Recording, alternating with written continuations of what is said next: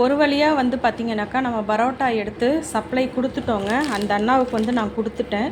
மைதா பரோட்டா வந்து பார்த்திங்கன்னா மோஸ்ட்லி வந்து கடைக்கு தான் நான் யூஸ் பண்ணுவேன்.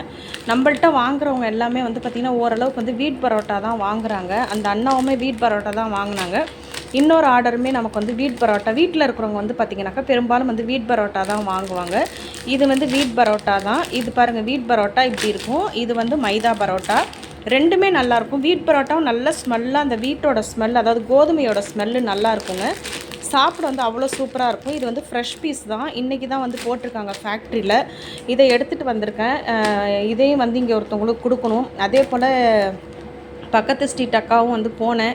அவங்க வந்து இப்போ எல்லாம் வெளியில் போயிருக்காங்க. ஈவினிங் திரும்ப அவங்களுக்கு எடுத்துகிட்டு போகணும். எடுத்துகிட்டு வர சொல்லியிருக்காங்க. அவங்களும் வந்து அந்த அக்கா வந்து ரொம்ப அக்கா இல்லை, அவங்க வந்து எனக்கு தங்கச்சி மாதிரி தான். ஆனால் வந்து பார்த்திங்கனாக்கா நல்லா வந்து ஹெல்ப்பிங் மைண்ட் அதிகம் அவங்களுக்கு. அவங்க வந்து எனக்கு வந்து சேல் பண்ணி கொடுப்பாங்க. ஒரு 2-3 பேரை கூப்பிட்டு இந்த மாதிரி பரோட்டா சேல் பண்ணுறாங்க, வாங்கிக்கோங்க அப்படின்னு சொல்லிட்டு லாஸ்ட் டைமே வந்து அந்த மாதிரி தான் பண்ணி கொடுத்தாங்க. அதனால் ஈவினிங் வந்து கடைக்கு போகும்போது ஒரு 8 வந்துட்டு போங்க அப்படின்னு சொல்லியிருக்காங்க. ஏன்னா வந்து ஈவினிங் டைமில் எல்லாருமே இருப்பாங்க அப்படிங்கிறதுக்காக பரோட்டா எடுத்துகிட்டு வாங்க அப்படின்னு இருக்காங்க. அதனால் வந்து பார்த்திங்கனாக்கா ஈவினிங் எடுத்துகிட்டு போகணும்.